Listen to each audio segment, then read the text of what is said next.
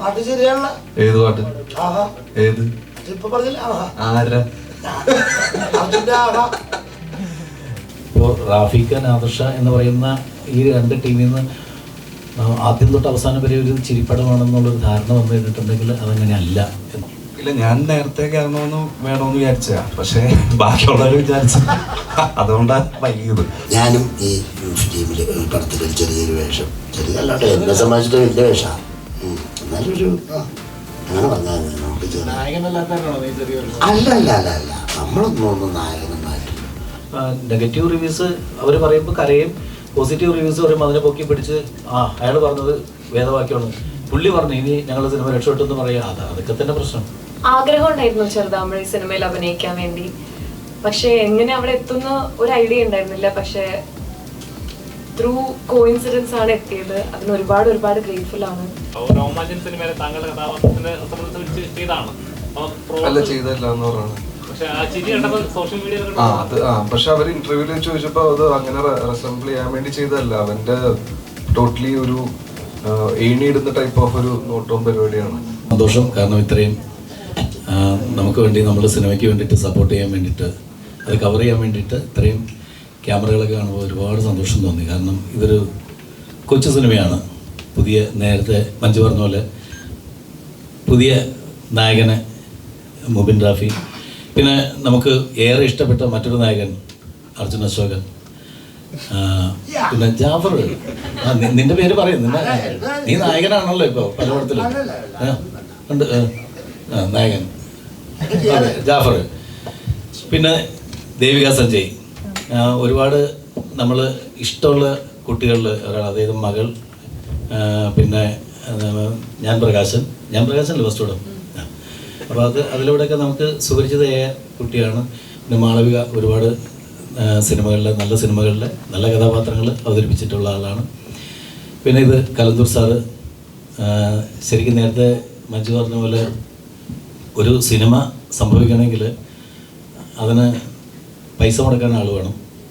അത് നല്ല രീതിയിൽ ഞങ്ങളുടെ ഈ ഒരു കൊച്ചു സിനിമയ്ക്ക് വേണ്ട, സിനിമ കൊച്ചാണെങ്കിലും നല്ല കാശലുണ്ട്. അപ്പോൾ അതെല്ലാം ഞങ്ങളുടെ കൂടെ നിന്ന് കട്ടക്ക് നിന്ന് ഇപ്പോഴും എന്തിനും കൂടെ നിൽക്കുന്ന ഒരു നല്ലൊരു പ്രൊഡ്യൂസർ കലന്തൂർ സാറ്. അതെ, സാർ അഭിനയിച്ചിട്ടുണ്ട്. അപ്പോൾ അത് പക്ഷെ അതിൽ ഈ ഡ്രസ്സിനുള്ളിൽ ഒരു കലാകാരനുണ്ട് എന്ന് കണ്ടെത്തി അല്ലേ. അപ്പോൾ അത് ഒരു വേഷം ചെയ്തിട്ടുണ്ട്. പിന്നെ സൈലക്സ്, ഞാനിതിൽ ഇരിക്കുന്ന നിങ്ങൾക്ക് ഈ താരങ്ങളല്ലാത്ത ആളെ പരിചയപ്പെടുത്തിയെന്നുള്ളൂ. സൈലക്സ് ശരിക്കും പറഞ്ഞാൽ സൈലക്സിന് സംവിധാനം ചെയ്യാൻ വേണ്ടിയിട്ട് സൈലക്സ് ഒരുപാട് നല്ല സിനിമകളുടെ ചീഫ് അസോസിയേറ്റ് ആയിരുന്നു. നമ്മുടെ 2018 എന്ന് പറയുന്ന സൂപ്പർ ഡ്യൂപ്പർ ഹിറ്റ്, ഏറ്റവും കൂടുതൽ കളക്ഷൻ ലഭിച്ച സിനിമകളുടെ തന്നെ ചീഫ് അസോസിയേറ്റ് ആയിരുന്നു. അപ്പോൾ അദ്ദേഹത്തിന് 3 വർഷം. അതെ. അപ്പം സൈലക്സ് സിനിമ സംവിധാനം ചെയ്യാൻ വേണ്ടിയിട്ട് തയ്യാറെടുക്കുകയും അദ്ദേഹത്തിന് വേണ്ടിയിട്ട് റാഫിക്ക എഴുതിയ ഒരു സ്ക്രിപ്റ്റാണ്. അപ്പോൾ സൈലക്സ് ആണ് അത് ഇങ്ങനെ നമ്മളുടെ ഇങ്ങനൊരു ടീമിലേക്ക് നമുക്ക് ചെയ്ത് കഴിഞ്ഞിട്ടുണ്ടെങ്കിൽ സിനിമ കുറച്ചുകൂടി ശ്രദ്ധിക്കപ്പെട്ട് അത് വരും എന്ന് പറഞ്ഞിട്ട് സൈലക്സിൻ്റെ ഒരു മനസ്സുകൂടി ഉണ്ട്. സാധാരണഗതിയിൽ ഒരവസരം കിട്ടിക്കഴിഞ്ഞിട്ടുണ്ടെങ്കിൽ ആരും പെട്ടെന്ന് അങ്ങനെ സംഭവിക്കുന്നില്ല. ആരെങ്കിലും അവസരം കിട്ടിക്കഴിഞ്ഞിട്ടുണ്ടെങ്കിൽ പെട്ടെന്ന് ഡയറക്ടറാകാൻ ശ്രമിക്കുന്നതിനിടയിൽ അദ്ദേഹത്തിന് തോന്നിയ ഒരു കാര്യമാണ്. അപ്പോൾ സൈലക്സിനെ പരിചയപ്പെടുന്ന സൈലക്സിന് താങ്ക്സ്. പിന്നെ എന്താ പറയുക, ഈ സിനിമ റാഫി നാദിർഷ എന്ന് പറയുന്ന ആദ്യം ചില കാര്യങ്ങൾ പറഞ്ഞാണ്. ഭയങ്കരമായിട്ടുള്ളൊരു പൊട്ടിച്ചിരി, അതായത് റാഫിക്കയുടെ സിനിമകൾ കണ്ട് വളർന്ന ആൾക്കാരാണ് നമ്മളെല്ലാവരും, ഞാൻ ഉൾപ്പെടെ. ഒരുപാട് നല്ല കോമഡി സിനിമകൾ നമുക്ക് സമ്മാനിച്ചിട്ടുള്ള ആ റാഫിക്കയുടെ സ്ക്രിപ്റ്റിൽ പിന്നെ കുറച്ച് കോമഡി എന്ന് പറയുന്ന സിനിമകളും പിന്നെ എൻ്റെതായ പരീക്ഷണ ചിത്രങ്ങളൊക്കെ ചെയ്തിട്ടുള്ളൊരു ആളാണ് ഞാൻ. അപ്പോൾ ഞങ്ങൾ രണ്ടുപേരും കൂടി ഒരുമിക്കുമ്പോൾ അത് ആദ്യം തൊട്ട് അവസാനം വരെ പൊട്ടിച്ചിരിക്കുന്ന ഒരു സിനിമയല്ല ഇത്. അത് ആദ്യമേ പറയുകയാണ്. കാരണം ഇതൊരു ഡിഫറെൻറ്റ് ജോണർ സിനിമയാണ്. ചിരിക്കാനുള്ള ഉണ്ടോയെന്ന് വെച്ചിട്ടുണ്ടെങ്കിൽ ചിരിക്കാനുള്ളതുണ്ട്. കാരണം ആദ്യമേ ഈ കാര്യം പറഞ്ഞില്ലെങ്കിൽ നമുക്ക് ത്രൂ ഔട്ട് ഹ്യൂമർ എന്ന് പറയുന്നത് നിന്റെ. അപ്പോൾ ബാക്കിയുള്ള ആൾക്കാർ പറയട്ടെ കണ്ടിട്ട്. ഞാനത് വളരെ സീരിയസ് ആയിട്ടുള്ളൊരു ക്യാരക്ടറാണ് വിചാരിച്ചത്, പക്ഷെ നീ അത് കോമഡി ആക്കിയത്.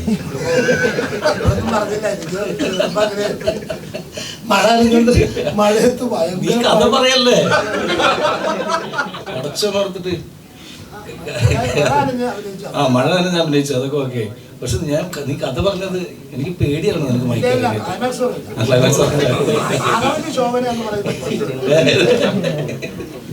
അപ്പൊ ഇതൊരു ത്രില്ലർ ജോണർ, അല്ലെങ്കിൽ ശരിക്കും പറഞ്ഞാൽ എല്ലാം ഉണ്ട് ഇതിനകത്ത്. തമാശയുണ്ട്, കാര്യമുണ്ട്, ഡാൻസ് ഉണ്ട്, ഫൈറ്റ് ഉണ്ട്, പാട്ടുണ്ട്. അങ്ങനെ ഒരു മിക്സഡ് വേർഷൻ, ഒരു പക്ക എൻ്റർടൈനർ എന്ന് പറയുന്ന ജോണറിലുള്ളൊരു സിനിമയാണ്. ആദ്യം തൊട്ട് അവസാനം വരെ 2 മണിക്കൂർ ലെങ്ത് ഉള്ളൊരു സിനിമ. ആദ്യം തൊട്ട് അവസാനം വരെ നമുക്ക് വളരെ രസകരമായിട്ട് കണ്ടിരിക്കാൻ പറ്റും എന്ന് വിശ്വസിക്കുന്ന ഒരു സിനിമ. ഒരു പ്രേക്ഷകന്റെ സ്ഥാനത്ത് നിന്നാണ് ഞാൻ പറയുന്നത്. അങ്ങനെ കൂടുതൽ തള്ളി മറിക്കണമെന്നില്ല, അത് ആസ്വദിക്കാൻ പറ്റുന്ന ഒരു കൊച്ചു സിനിമയായിരിക്കും. എല്ലാവർക്കും നമസ്കാരം. കണ്ടോ? എല്ലാവർക്കും നമസ്കാരം. ഞാനും ഈ ഫിലിമിൽ പടത്തിലൊരു ചെറിയൊരു വേഷം, ചെറിയല്ലാട്ടെ, എന്നെ സംബന്ധിച്ചിട്ട് വലിയ വേഷമാണ്. എന്നാലും ഒരു അങ്ങനെ പറഞ്ഞാൽ നമുക്ക് അല്ല നമ്മളൊന്നും നായകനൊന്നായിട്ടില്ല.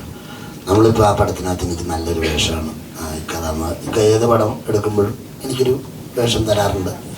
അങ്ങനെ ഈ നേരത്തെ ഒരു കാര്യം പറയാം, ഞാൻ ഒന്ന് ഒതുങ്ങി നിന്ന സമയത്ത് ഇക്കാടെ ഒരു പടത്തിലൂടെയാണ് ഞാൻ പിന്നെയും കയറി കട്ടപ്പന അടുത്ത പ്രാവശ്യം അതിനകത്ത്. അതുപോലെ തന്നെ ഈ പടത്തിലും എനിക്ക് നല്ലൊരു വേഷം തന്നിട്ടുണ്ട്. ഇതൊരു നല്ല പടമായിട്ടാണ് എനിക്ക് തോന്നുന്നത്. ഞാൻ അഭിനയിക്കാനായിട്ട് ഇതിനകത്ത് ഡേറ്റില്ല എന്നൊക്കെ പറഞ്ഞ് ഇക്കായിട്ട് കൂടി ആലോചിച്ച് തന്നെ ഞാൻ ഒന്ന് ഷൂട്ടിങ്ങിൻ്റെ സ്ഥലത്ത് കൊച്ചിയിൽ ചെന്നു കഴിഞ്ഞപ്പം നായകനും നായികയും അവിടെ ഇരിപ്പുണ്ട്, നായകൻ്റെ ഉപ്പ ഇരിപ്പുണ്ട്, പിന്നെ റാപ്പിൽ സാർ ഇരിപ്പുണ്ട്, പിന്നെ നമ്മുടെ ഇപ്പം മുട്ടയടിച്ചുകൊണ്ട് ഇരിപ്പുണ്ട് നമ്മുടെ ഭാഷാൻഷാരി. അപ്പോൾ ഇക്ക അസീസിയുടെ അടുത്തിരിക്കുന്നു. അപ്പോൾ ഇവരുടെ പാട്ട് സീൻ എന്നെ ഇക്ക ഫുള്ള് വിട്ട് കേൾപ്പിച്ചു. പാട്ടാണ് ഞാൻ നല്ല വേണ്ടല്ലേ. അപ്പോൾ ഉഗ്രം പാട്ടാണ്. എനിക്കറിയില്ല, എനിക്ക് മൊത്തം അറിയില്ല, തെറ്റിപ്പാടി വേണ്ടെന്ന് അത് ഫ്രഷായിട്ടൊന്ന് പോട്ടെ. പാട്ട് കേട്ടപ്പോൾ തന്നെ എനിക്ക് മനസ്സിലായി ഒരു കുലുക്കും ഒരു കിടുക്കും. അല്ല കിടക്കുന്നു കുലുക്കും കിടക്കുന്നൊക്കെ പറഞ്ഞാൽ അല്ലല്ല എനിക്ക് കാണുന്നത് അല്ല വേണ്ട. ഒരു പടം, നല്ല പടം ഇതിറങ്ങുമ്പോൾ എല്ലാവരും ഒന്ന് കാണുന്നു. ഞങ്ങളെ പോലെയുള്ളവരും മറ്റുള്ളവരും ഇപ്പോൾ ജീവിക്കാൻ ആയിട്ടുള്ള ഒരു മാർഗം, ഞങ്ങളുടെ ഒരു തൊഴിലാണിത്. അപ്പം എന്തായാലും മറ്റുള്ള ഒത്തിരി കാര്യങ്ങളൊക്കെ നമ്മൾ ഈ ചാനലിലൂടെ ഒത്തിരിയൊക്കെ ഇങ്ങനെ പറഞ്ഞു പോകുന്നുണ്ട് പലരുമൊക്കെ, പല സിനിമയെ കുറിച്ചും സിനിമയുടെ മറ്റു വശങ്ങളൊക്കെ. ഒന്നുമില്ല, ഇതൊരു നല്ലൊരു സിനിമ. സിനിമ ഇറങ്ങുമ്പോൾ കാണണം, അനുഗ്രഹിക്കണം. ഇനി മാളവികയ്ക്ക് ഞാൻ എന്താ ഇത് അസ്സലാമു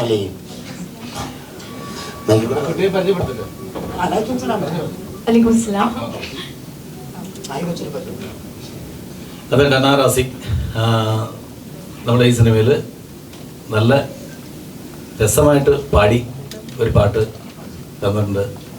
ആ പാട്ടിൻ്റെ മ്യൂസിക് ഞാനായിരുന്നു. അപ്പോൾ അത് നമ്മുടെ ഹരിശങ്കറും ഡനയും ചേർന്നാണ് പാടിയത്. പാട്ട് റിലീസ് ചെയ്തിട്ടുണ്ടായിരുന്നു. അത് ഡനയ്ക്ക് നമുക്ക് പാടിക്കാം കുറച്ചായിട്ട്. Once upon a time in Kochi എന്ന് പേരിട്ടെന്ന് മാത്രമേ ഉള്ളൂ. പക്ഷെ ഇത് കൊച്ചിയിൽ മാത്രം നടക്കുന്ന കഥയല്ല. ഇത് എല്ലാ പട്ടണങ്ങളിലും സാധാരണഗതിയിൽ ഇന്ത്യയിലെ ഏത് പട്ടണത്തിൽ വേണമെങ്കിലും സംഭവിക്കാവുന്ന കാര്യമാണ്. അത് വൺസ് അപ്പോൺ ഇപ്പം നമ്മൾ കൊച്ചിയിൽ ഷൂട്ട് ചെയ്തതിൻ്റെ പേരിൽ പിന്നെ ഈ once upon a time in Mumbai എന്നൊക്കെ പറഞ്ഞിട്ട് സിനിമകൾ വന്നിട്ടുള്ളതാണ്. ഇപ്പോൾ കൊച്ചി എന്ന് പറയുന്ന സിനിമയാണ് വരുന്നത്. ഇപ്പോൾ നമ്മൾ ഷൂട്ട് ചെയ്തത് കൊച്ചിയാണ്. പിന്നെ നമ്മളെ സംബന്ധിച്ച് നമുക്ക് എന്തും പറയാവുന്ന ഫ്രീഡം ഉള്ള നമ്മുടെ സ്വന്തം നാടല്ലേ. അപ്പോൾ അതിൽ കഥാപാത്രങ്ങളെ വെച്ചിട്ട് നമ്മൾ നമ്മുടെ ഒരു പട്ടണത്തിൽ സംഭവിക്കുന്ന കഥ എന്ന് പറഞ്ഞിട്ടുള്ളൂ. പക്ഷെ ഇത് ഏത് പട്ടണത്തിൽ സംഭവിക്കാം.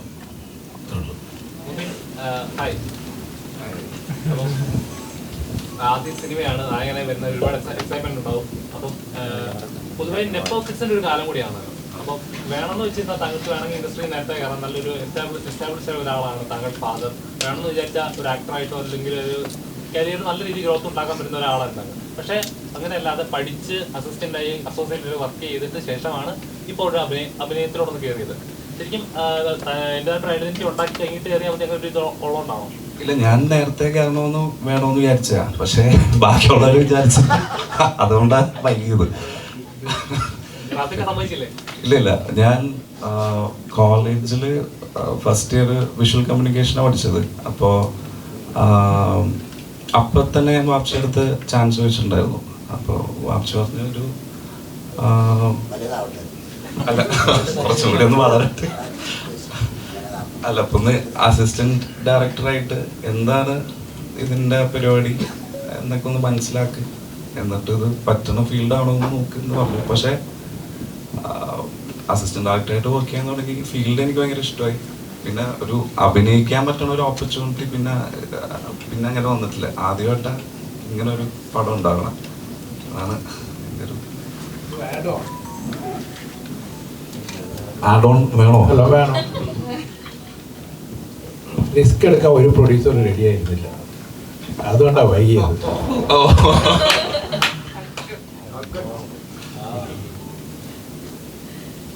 അല്ല, അക്കാര്യത്തിലും പറഞ്ഞുള്ളൊരു കാര്യമാണ്. കാരണം വെച്ചാൽ ഒരു പുതിയ, ഞാൻ നേരത്തെ പറഞ്ഞു നിർത്തി അതുകൊണ്ടാണ്, പുതിയ താരങ്ങളെ വെച്ചിട്ട് അല്ലെങ്കിൽ പുതുമുഖങ്ങളെ വെച്ചിട്ട് നമ്മൾ സിനിമകൾ ചെയ്യുമ്പോഴാണ് ഓരോരുത്തരോരോ പുതിയ നായകന്മാരും മലയാള സിനിമയിലേക്ക് വരുള്ളൂ. അപ്പോൾ അതിന് പ്രൊഡ്യൂസേഴ്സ് റിസ്ക് എടുക്കണമെങ്കിൽ ഇത്തരത്തിലുള്ള സിനിമകളുടെ വിജയം നോക്കി തന്നെയാണ് ഒരു റിസ്ക് എടുക്കുള്ളൂ. അപ്പോൾ അതിന് തയ്യാറായ സാറിന് ഞങ്ങളുടെ താങ്ക്സ് ഞങ്ങൾ ആദ്യമേ പറഞ്ഞാണ്, വീണ്ടും താങ്ക്സ് പറയും. Thank you.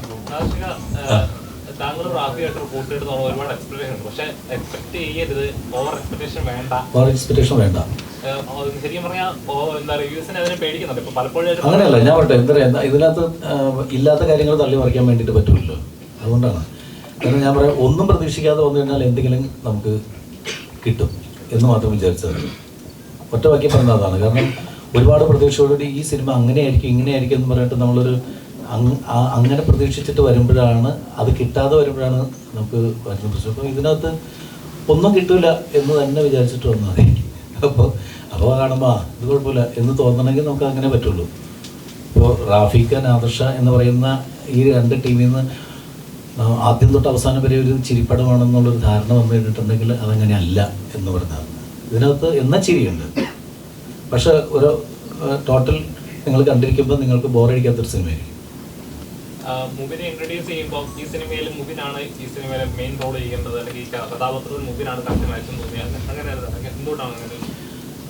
അങ്ങനെയല്ല, ഇതിനകത്ത് സിനിമയിലിപ്പോൾ ഇവരെല്ലാവരും മുബിനും പിന്നെ അർജുൻ അശോകനും ഷൈൻ ടോം ചാക്കോ ഇവരെല്ലാം വലിയ വലിയ വേഷങ്ങളാണ് ചെയ്തിരിക്കുന്നത്. അപ്പോൾ അങ്ങനെ ഒരു അതിൽ പ്രധാനപ്പെട്ട ഒരു രണ്ട് ക്യാരക്ടേഴ്സിൽ ഇവർ രണ്ടുപേരും അർജുനും മൂവി ചെയ്തിരിക്കുന്നത്. അപ്പോൾ അതിൽ നമ്മളെ സംബന്ധിച്ചിട്ട് നമ്മൾ ആദ്യം പിന്നെ ഈ മുബിന് ഒരു എക്സ്പീരിയൻസ് ഉള്ളതെന്ന് വെച്ചിട്ടുണ്ടെങ്കിൽ മുബിൻ അഭിനയിച്ച ഷോർട്ട് ഫിലിംസൊക്കെ ഞാൻ കണ്ടിട്ടുണ്ട്. ബെസ്റ്റ് ആക്ടർ ഒക്കെ കിട്ടിയിട്ടുള്ള കക്ഷിയാണ്. ഇത് എവിടെ ഇരുന്നത്?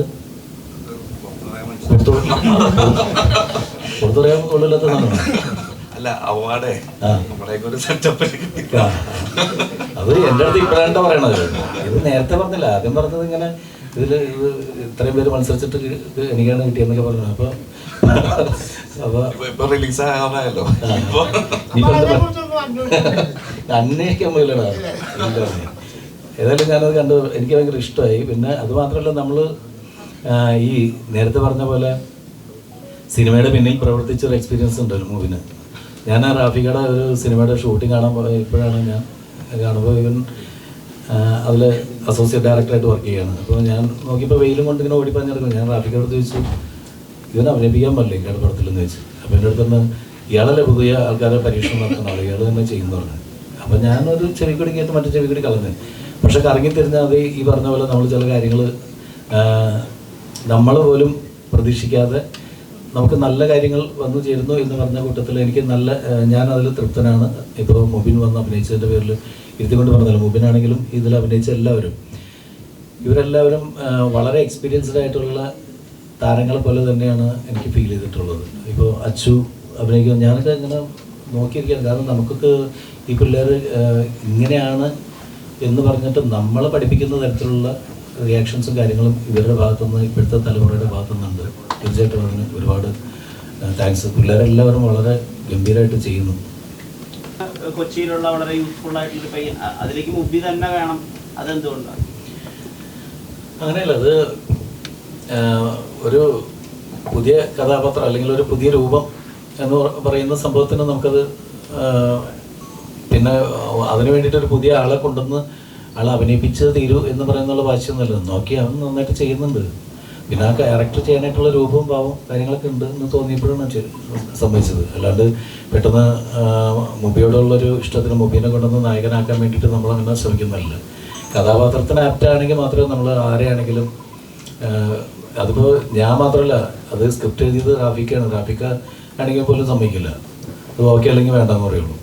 അത് വേണ്ട, വേറെ ആരെങ്കിലും ആലോചിക്കാൻ പറയും. അപ്പം നമുക്ക് ഓക്കെയാണ് എൻ്റെ പേരിൽ ചെയ്തത്.